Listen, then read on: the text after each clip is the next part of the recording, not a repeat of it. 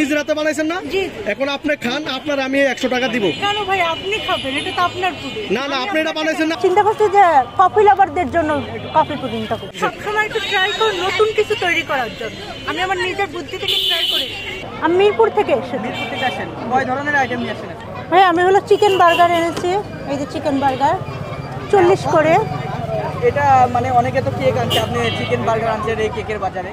আমি আসলে চিন্তা করছি যে কেক তো আছে, এর সাথে সাথে আমি একটু অন্য কিছু মানুষকে ট্রাই করি, তো এই জন্যই আর কি বার্গারটা দেওয়া। কেমন সারা পাচ্ছে? জি ভাইয়া আলহামদুলিল্লাহ ভালো। এটা কি আপু?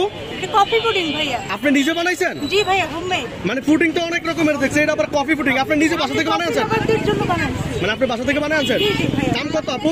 100 করে একটু। এটা দাম কত ছিলেন? 100 করে। আচ্ছা, এটা আপনি খান, আপনার আমি 100 টাকা দেব। এটা আপনি খান। কেন ভাইয়া? এটা তো আমি আপনার জন্য পেয়েছি। এটা আমি আপনি আমার জন্য নিছেন না? জি ভাই। আপনি নিজের হাতে বানাইছেন না? জি। এখন আপনি খান, আপনার আমি 100 টাকা দিব। কেন ভাই আপনি খাবেন? এটা তো আপনার পুডিং। না না, আপনি এটা বানাইছেন না। আপনি যদি এটা না খান তাহলে মনে করবো আমরা এটা ভিতরে ভেজাল আছে। কি কোন ভাই? এটা যদি উনি যদি না খায় তাহলে মনে করবো কি ভেজাল আছে না? ভেজাল আছে। এটা আপনি খান, খান, এটা খান, বিসমিল্লাহ করে খান।